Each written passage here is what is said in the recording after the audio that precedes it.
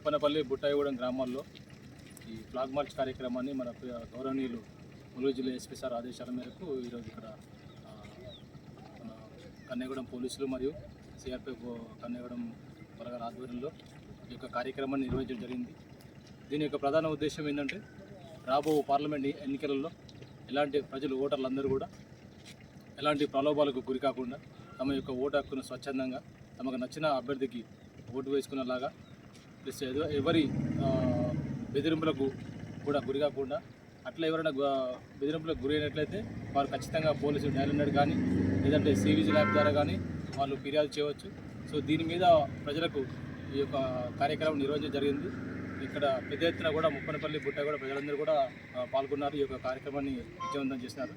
ప్రజలందరూ కూడా మా యొక్క ధన్యవాదాలు. Thank you.